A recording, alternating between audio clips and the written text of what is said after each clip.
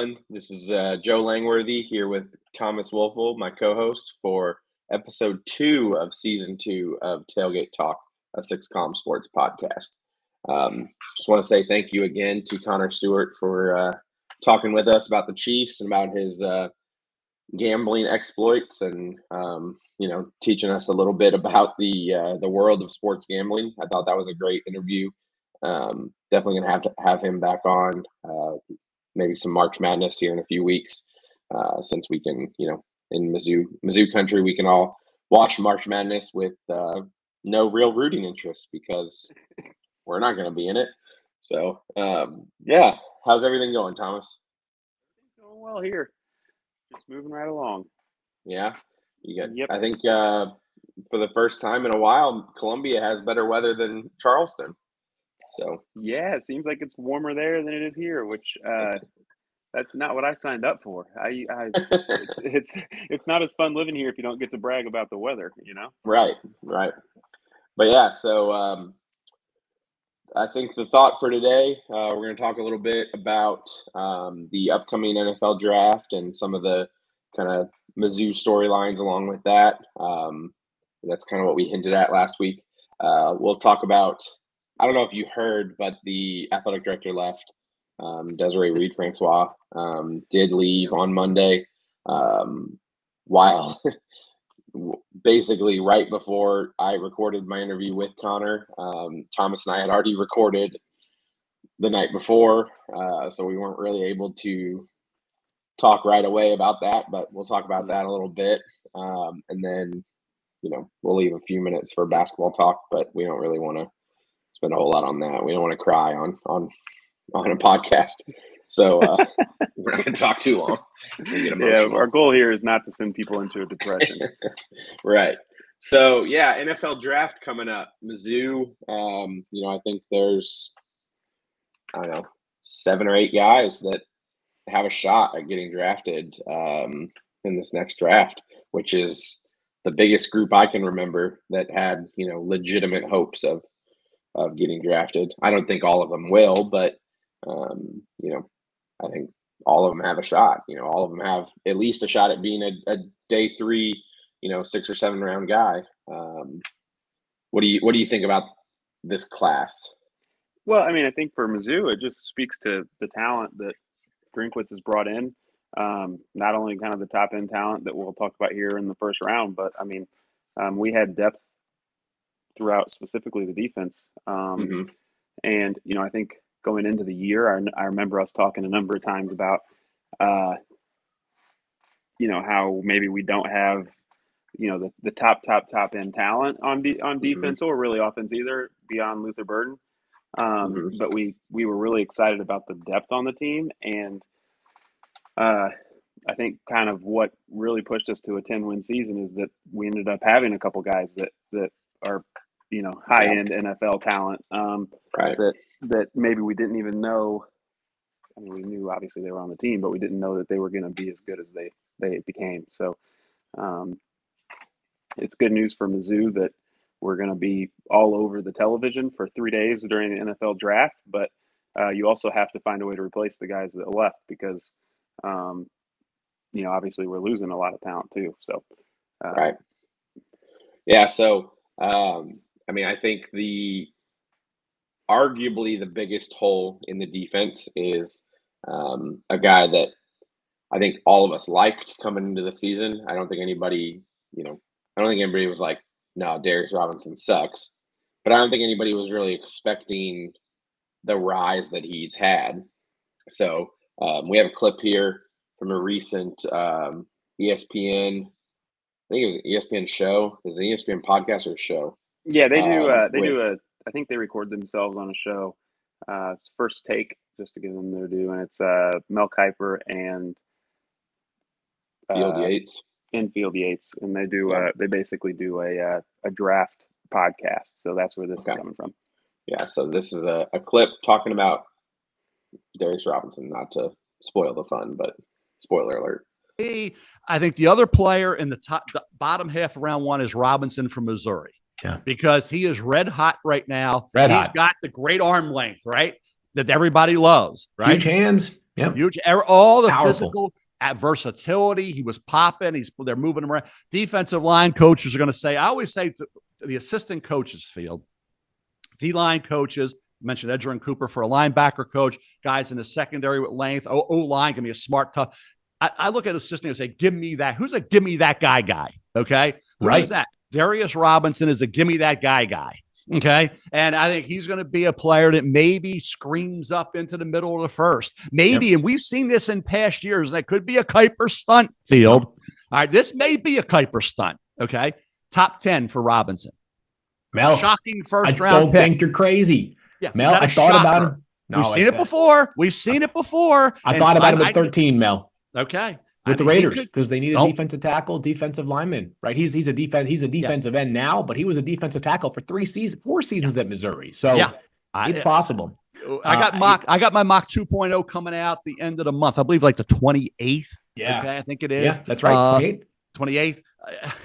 He'll be higher than 29th, what you're telling me. There'll be a few stunts in that mock 2.0. Believe me, Phil. You know what, Mel? You got to cover some ground here. You'll have some interesting comments when you see 2.0. But there you go. Now tell me the players that you left out. Well, so there you go. Talking about him rising up into the first round. Kuiper, kind of says there he sees him continuing to rise up into the top half of the first round, and then says, I don't know, maybe even top 10. So just a crazy rise for him. I don't think anybody really expected that prior to the Senior Bowl.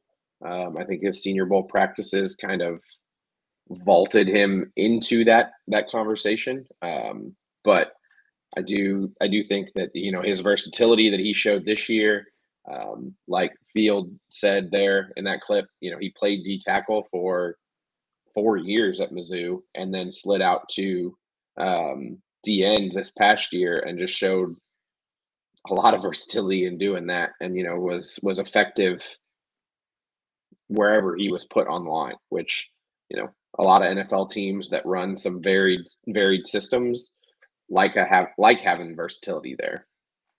Yeah, it's kind of funny to me, how the NFL draft process works. I mean, obviously we've watched Mizzou, and he's lived in the backfield.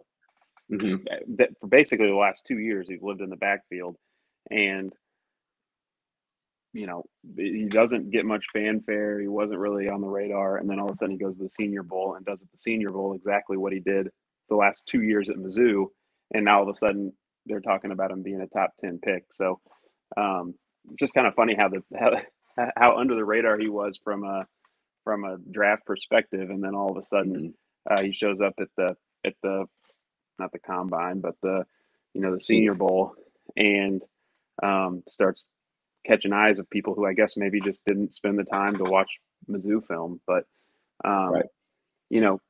I mean, like, we could talk about it here. He's potentially a top 10 pick. They said top half of the draft. I know Rakestraw is projected to go in the back half of the first round. What's your concern level in our, ability for 2024 to replace two first round talents? I mean, that's something that I don't know Mizzou's ever had in the same draft.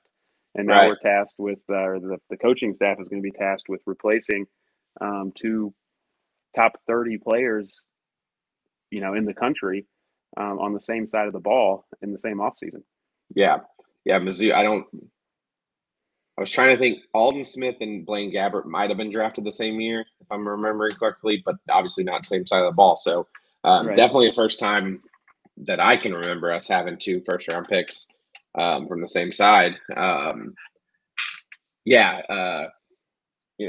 Replacing Darius Robinson is going to be a big deal. Obviously, I'm not downplaying that at all. But returning what we do on the defensive line is going to help. I like Johnny Walker. Has Niles Gaddy declared? I think he's back.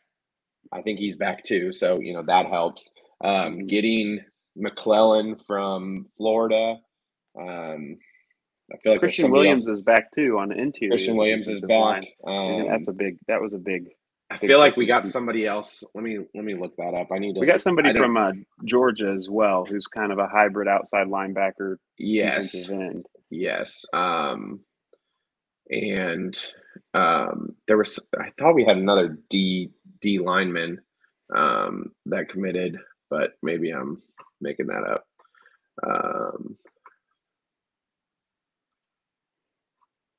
Rivals does not make it exactly easy to find the transfers. Well, I mean, I know we've got, an NFL body, at least just from a size perspective, and Marquise Gracial, who's returning. I know he didn't have a whole lot of production this year, but that was a stacked defensive tackle room, so he didn't see the Zion Young from Michigan State. That's right. He's another DN. Also. And then we got that kid from New Mexico State. I think he's actually a local guy coming back. I mean, he's not going to be probably an instant impact guy, but we got depth. So we replaced that hole with depth that you hope just somebody works out. And they're probably not going to be first round talent, but you don't necessarily have to replace him with first round talent. You just have to replace him with production. And I think I like so much of what we return that even though I think he was the best player on our defense, I think the defense is better set up to replace him next year. Maybe than even Rakestraw. I'm not panicking on either one of them. I think because we're losing Rakestraw and KAD from the cornerback position, it becomes much harder because you have to replace the two starters, not just one. And so, that's tough. But, I liked what I saw out of Marcus Clark. I liked what I saw out of Draine Norwood. Toriano Pride coming over from Clemson, making his return to the state. That'll help. I think that's the only transfer we got. But looking to replace him with what we already have. Yeah, there'll be a drop off. I'm sure there will be. But I'm with you on that. It's one of those where I liked what I saw out of some of those guys, and so I'm not pressing the panic button necessarily. Right. I might be a little worried, but I'm not pressing the panic button. Yeah, I think too. The thing to think about is, it was a negative at the time, but we did have quite a few kind of nagging injuries on the defense, and that's going to end up being helpful for us in 2024 because it got guys that are returning experience, and I mean, obviously they looked very good. I mean, Hopper missed time at linebacker, and I forget Hicks and Tristan Newson both looked very good at the linebacker position when they had to play. So they got a little taste of the action. And by the end of the year, I mean, that Arkansas game, they were very good. Like you said, I think it might the corner position might be a little bit more concerning than the defensive line, just because like you said, you're losing both your starters, and they're both NFL guys. One's a first round pick. The other guy's going to probably be late day 2, early day 3. But even there, we played the whole Ohio State game without Ennis Rakestraw, and we did just fine. Right. So, Clark played well whenever he was called upon. I know he had a couple of interceptions, and so I think they're set up to handle it. But anytime you see a dude walk across the stage in the first round, I think you got to assume that there's going to be at least some sort of drop off at that position.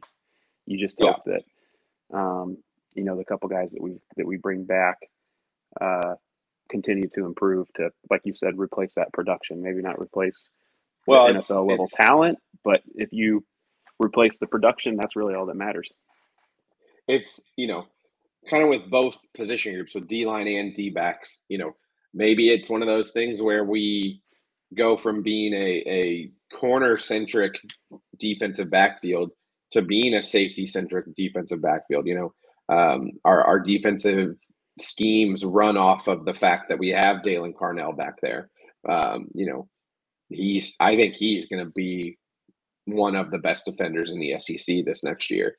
I've really liked what I've seen out of him, and just his continued growth has been awesome. I tweeted it a couple of days ago from the 6 Column Sports account with talking about NCAA football, the college football game coming out. I think he's going to be a guy that's going to be rated in the 90s, probably low 90s, but he's the kind of guy that I really like. I think he's going to be our best defender this next year. I think on defensive line, kind of the same thing. Our strength maybe goes from being D ends with Johnny Walker and Darius Robinson. Maybe it does go to being the D tackles with Christian Williams and McClellan from Florida.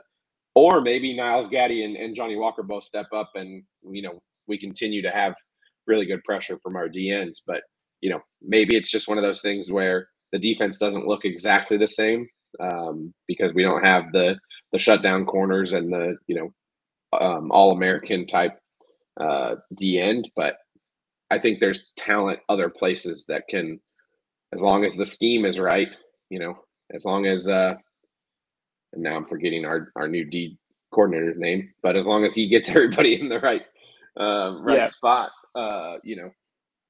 Yeah, and I know you said last week that he didn't necessarily blitz a ton. He tries to get pressure just off the 4 defensive linemen. But if you're having issues with that, you can always bring in extra body because obviously we did that a lot this past year. We did a lot of blitzing, and it wasn't necessarily real heavy blitz packages in terms of bringing. We weren't bringing 7 dudes, but we were guys in there. Yeah, right. But we'd bring 5 or. And it was just kind of a question as to who the person was going to be, and it created, I think, confusion for opposing offensive lines. So you can always generate pressure in different ways, so long as you've got the defensive backfield to cover guys long enough to get to the quarterback. Right.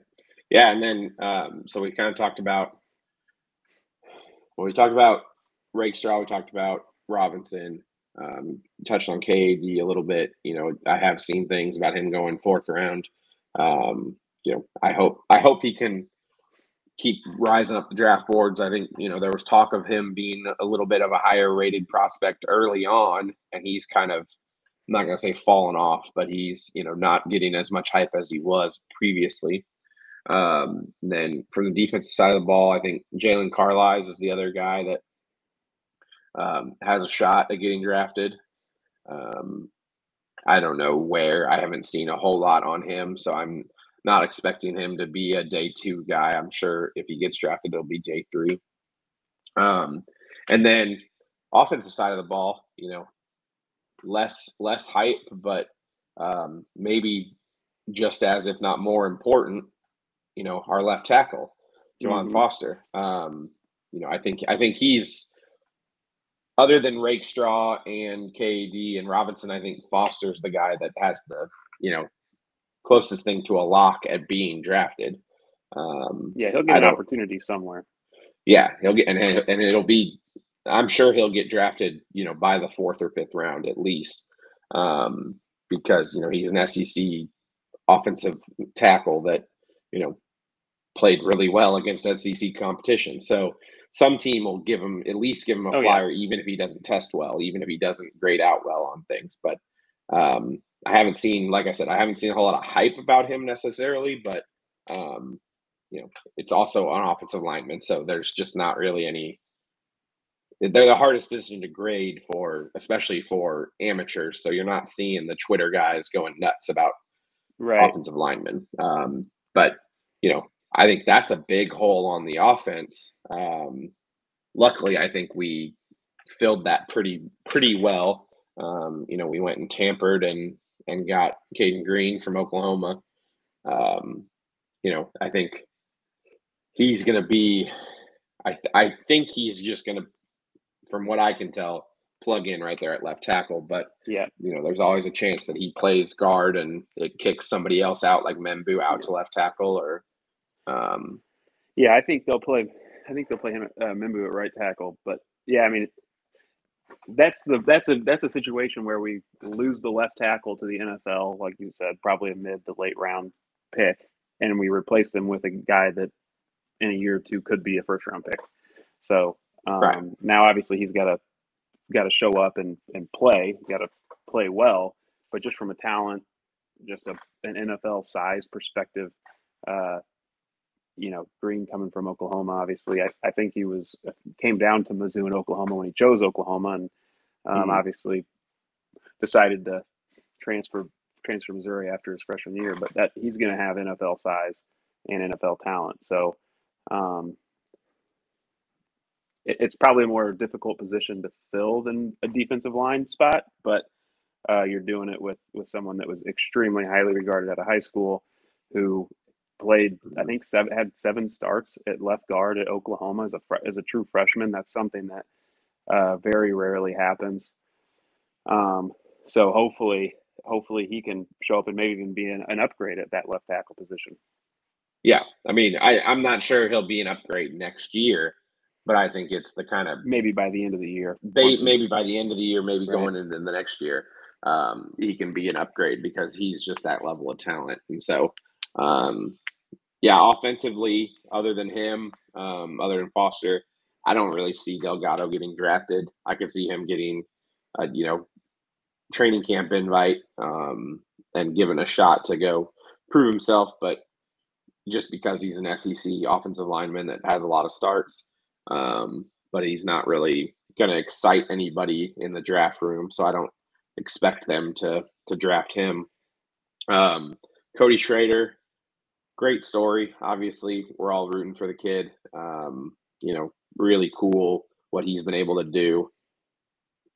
I don't know. No, he's not. He doesn't have the NFL speed to be drafted. I don't think he doesn't have. He doesn't have the top end speed. No, he'll get asked to go be on a roster somewhere, and he'll be a bowling ball in the fourth quarter of a preseason game. And if he's going to stick, it's going to be because he finds a way to do something on special teams, I think. Which I could see him being the kind of kid that would be able to do that. So, I think that's his shot at a roster, and hopefully he realizes that and is willing and able to do that work. But I don't see him getting drafted. Mevis, I don't know. Well, I mean, kickers don't get drafted very often. Kickers don't get drafted.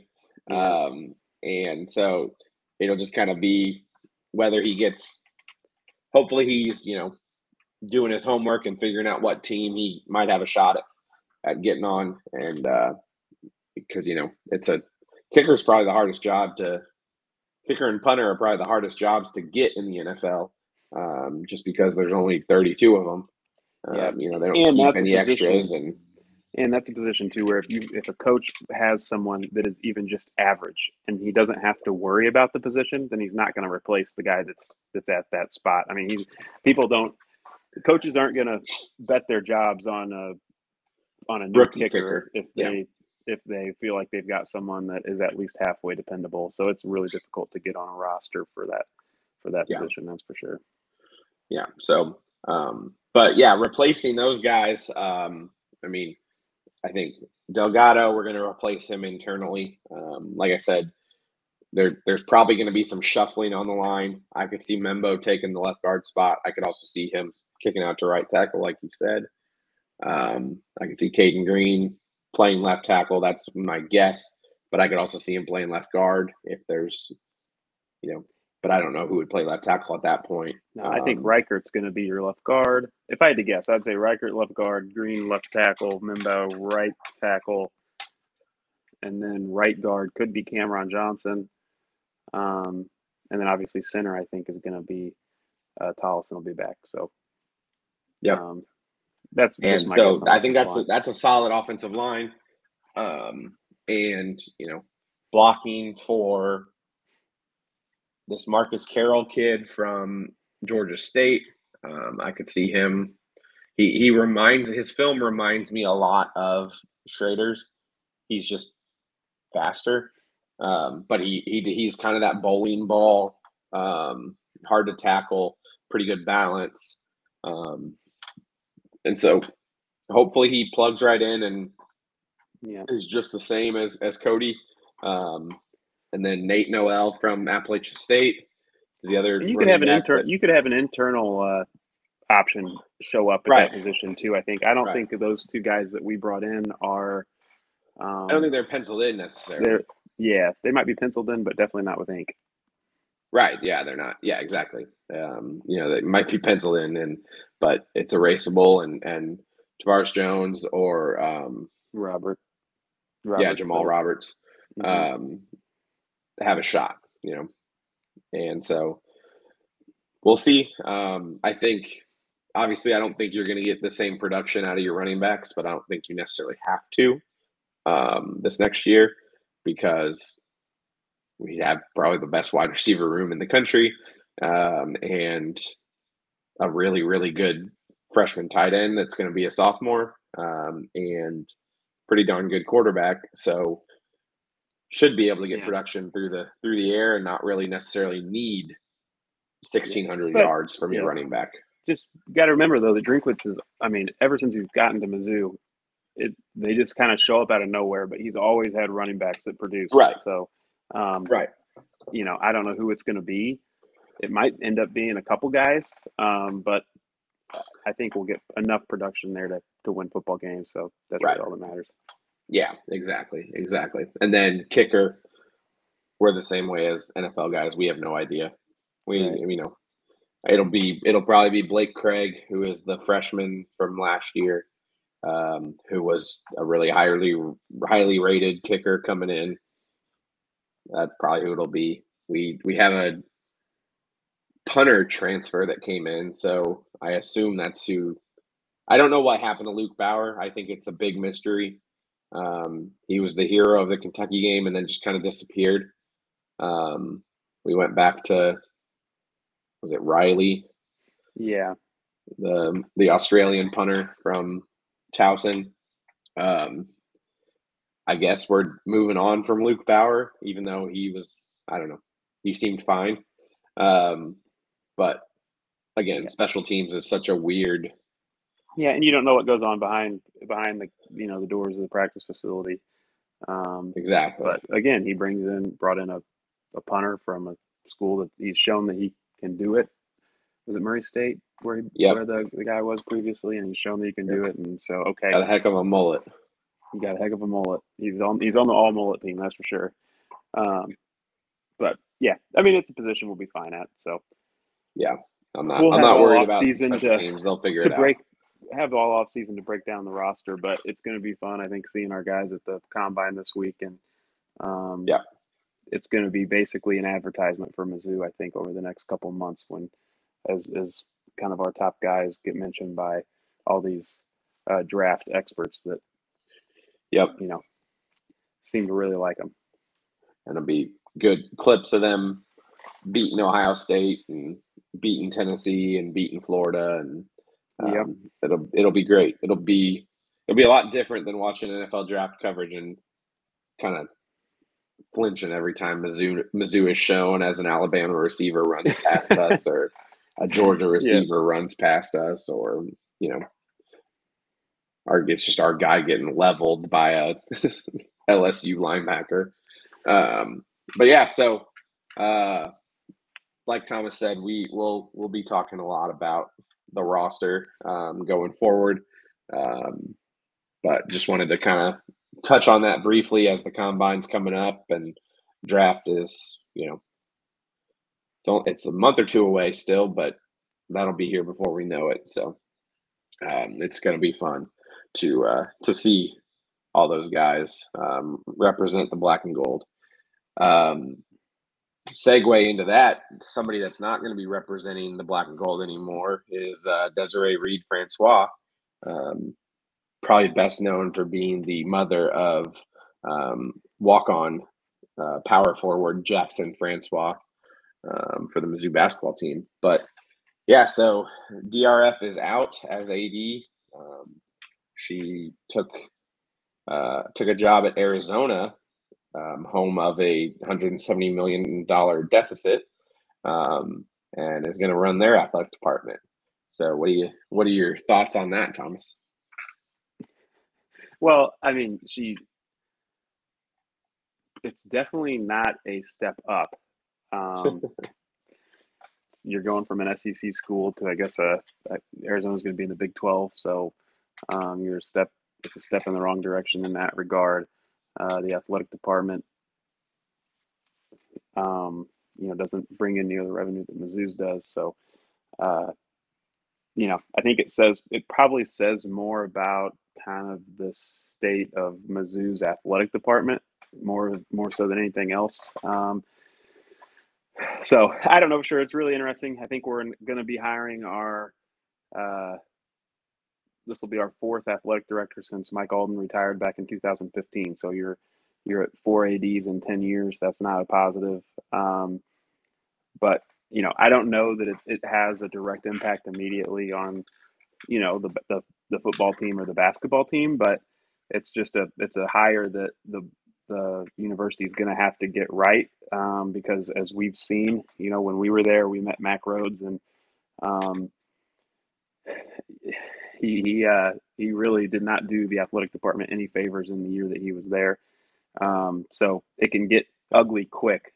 So my hope is just that they can find someone to take her place that kind of continues moving things in the right direction. I think I saw from the year she showed up, the fiscal year, I guess that'd be 2022, or I guess she at the end of 2021. But basically, in her 2 years, she increased Mizzou's athletics revenue by 30%, and that's not even including the current fiscal year they're in. That would include all of the success they had with football. So she had obviously done a good job raising money, getting folks to come to games, even though we were still 6-6.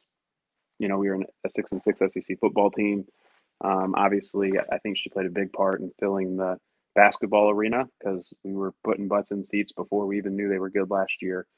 So I think that's just going to be the thing to keep an eye on is can the new athletic director keep the revenue numbers headed in the right direction, so we can continue to give resources to the football and basketball team in the way that they need to be successful. Yeah, definitely.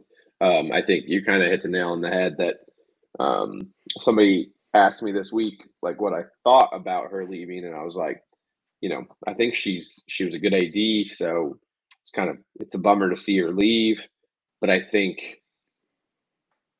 whether or not this is a bad thing is going to be determined by who they hire. And we don't have any idea, because they could hire somebody great and nobody's going to miss a beat. In all reality, you shouldn't really care about who the AD is. It's a job that it shouldn't matter who the AD is for an athletic department. Nobody's really giving money to an athletic department because the AD is there. I mean, the AD needs to be a good fundraiser, but they should be giving the money to Mizzou. DRF wasn't going out and getting Elon Musk to donate to Mizzou. She was going out and getting donors that were already there and already probably willing to donate if somebody asked in the right way. She was just a good saleswoman and knew how to ask. Mm-hmm. She's not the only person that's willing and able to make those asks. So as long as they hire somebody good, the money should keep coming in. The pipeline that she started flowing, probably better than anybody since Alden at least, should still be there, and we should be able to just keep the momentum rolling. What I'm fearful of is that we hire a Mack Rhodes that torpedoes everything in a year. Yeah, I don't think that's what's going to happen. I think Moon Choi knows what he's doing. He's made a lot of really good decisions for Mizzou. He's controversial, so I'm sorry if that offends somebody that I said that he was good, but he's doing a lot of really cool stuff for Mizzou.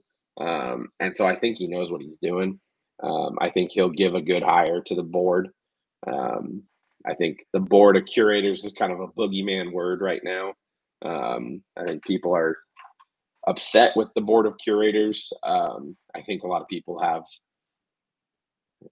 I don't want to act like I'm smarter than everybody else, but I feel like a lot of people have a very flawed understanding of what the board of curators is, and who they are.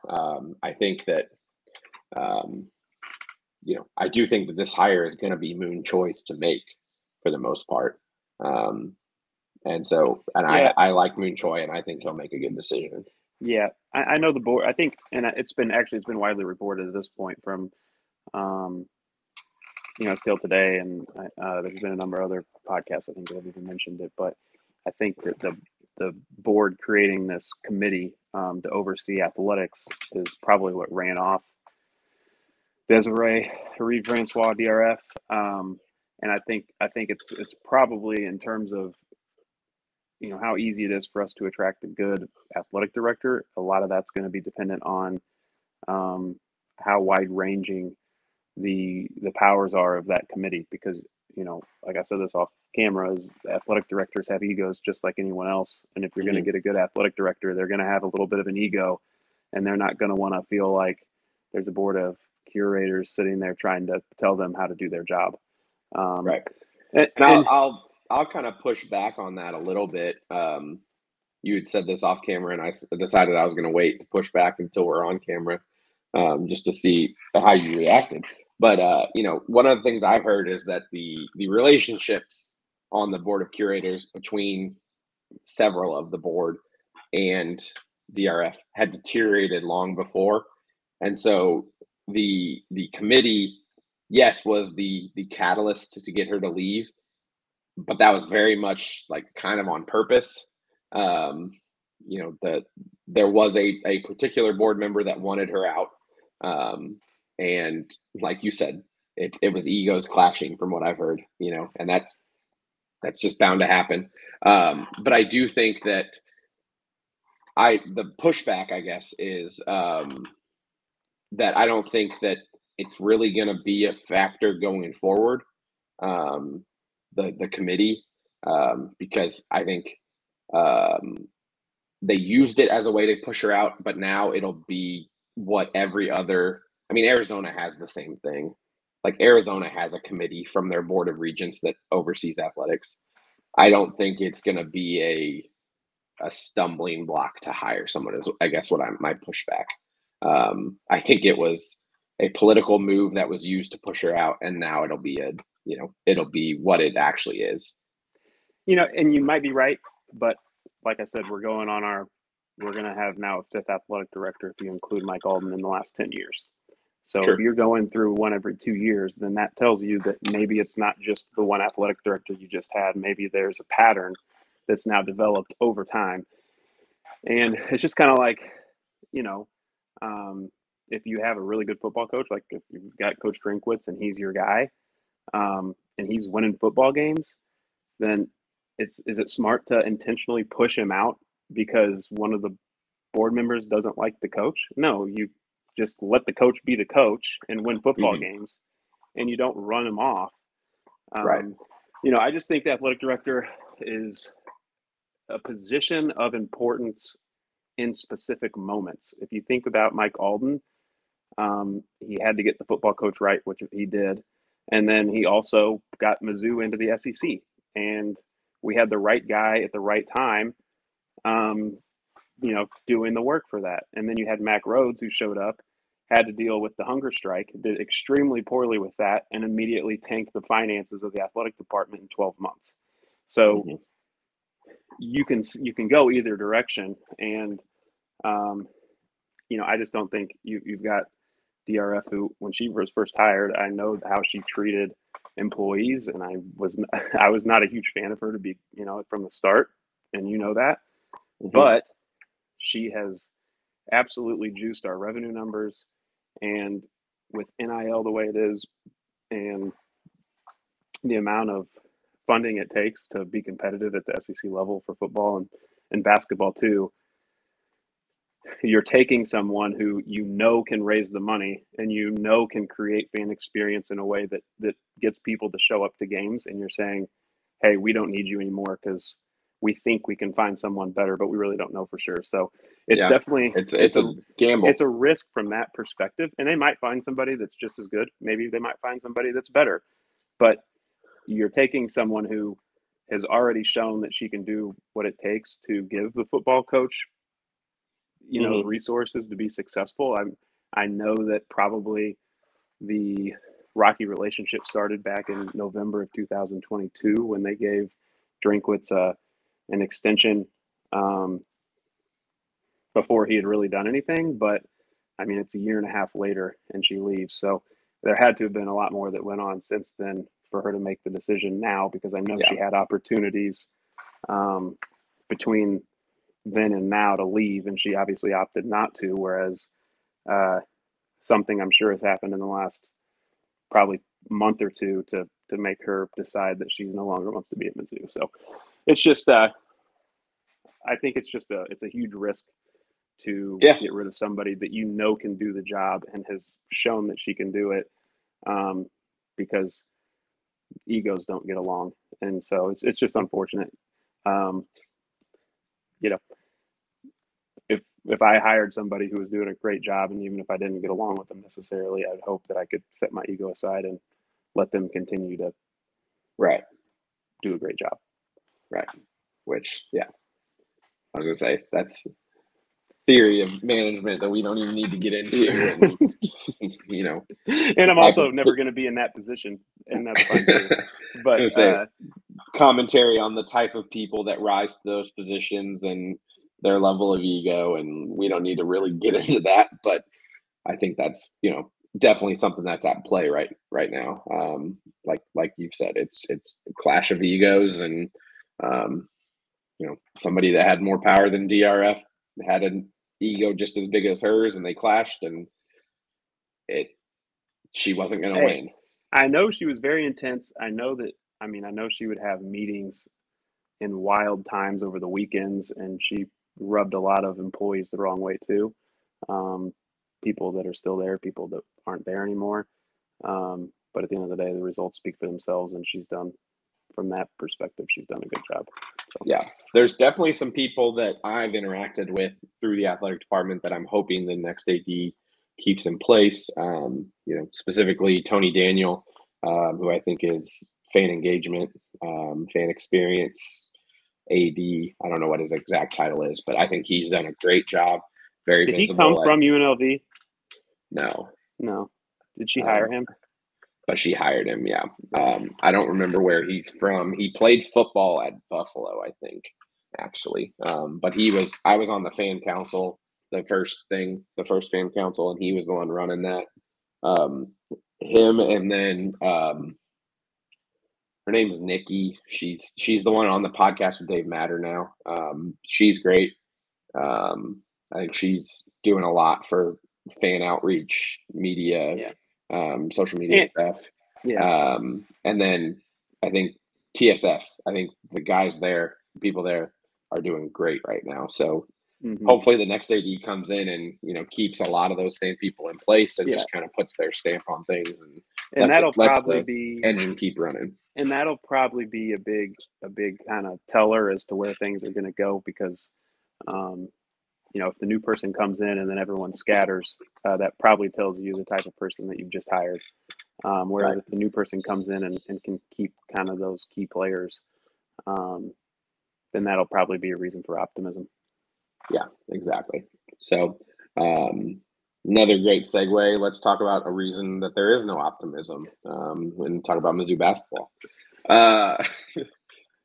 So my analysis of this season, we suck.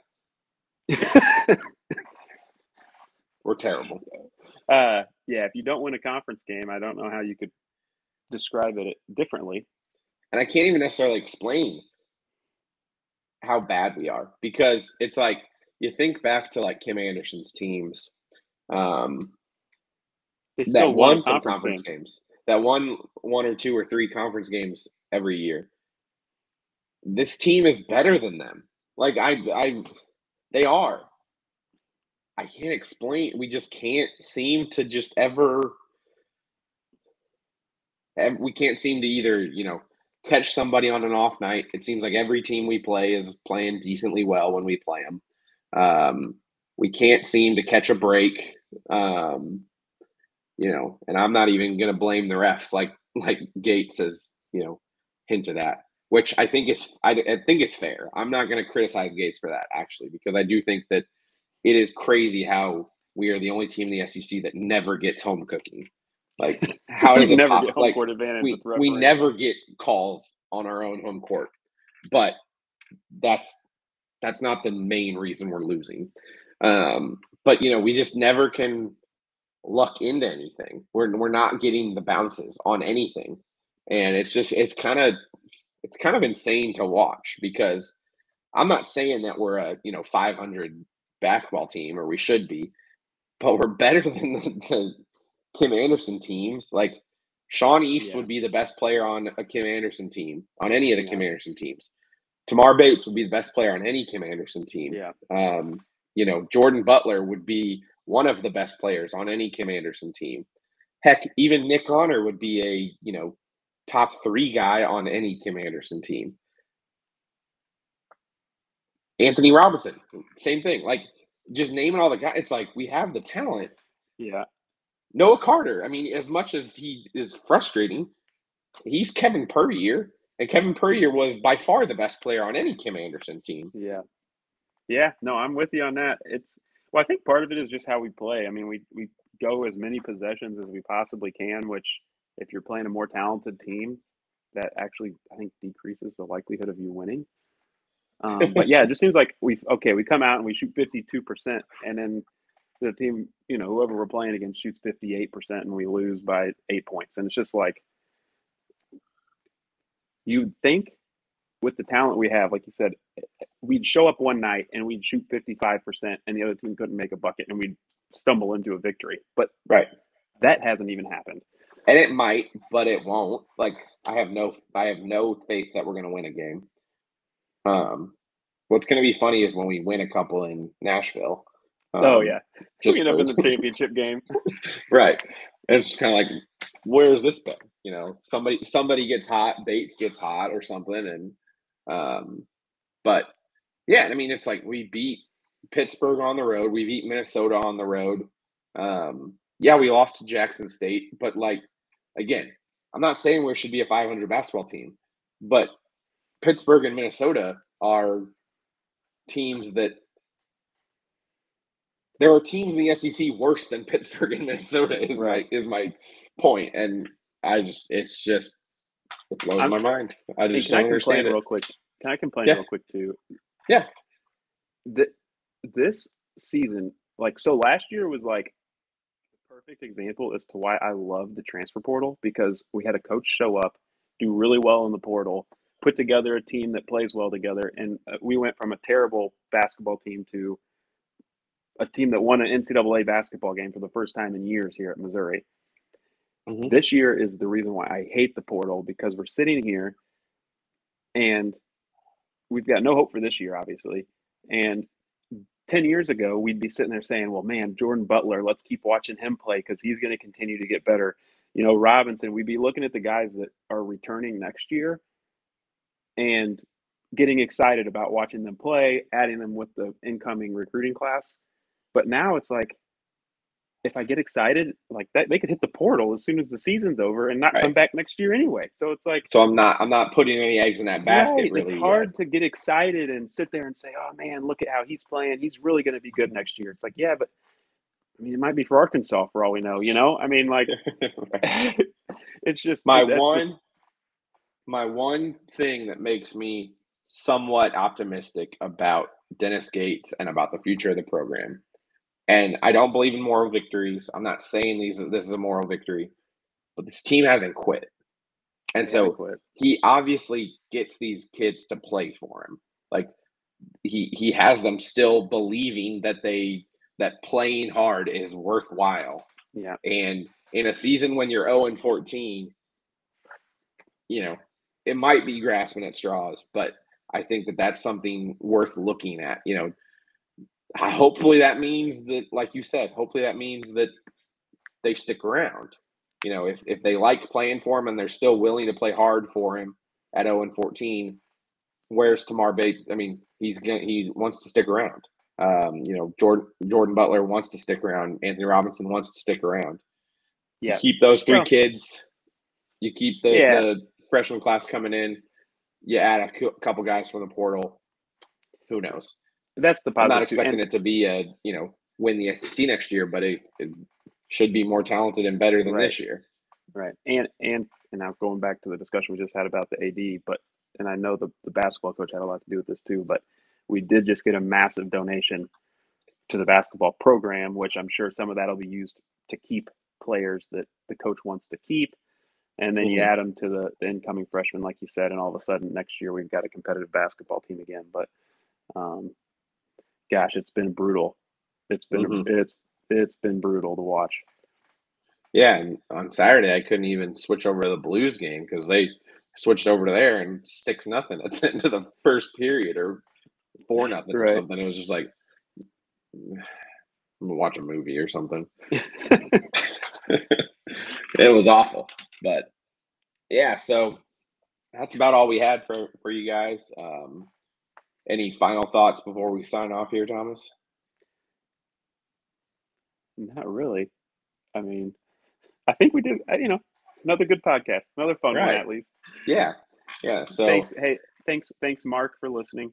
I appreciate it. Thanks to my dad for listening. We always appreciate the one listener we get, but we'll have some. I don't even really know what we're going to do next week. So if you have suggestions, let us know. But we'll be back next week with another podcast. Maybe we'll try to line up a guest or something. It is hard talking Mizzou basketball more than a few minutes. So we'll come up with something. Maybe we'll talk some diamond sports.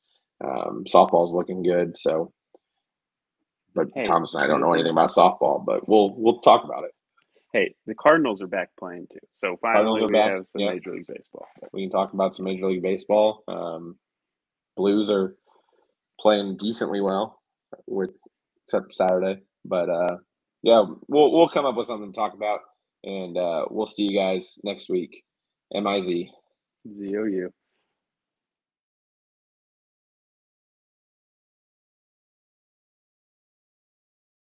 Shut up.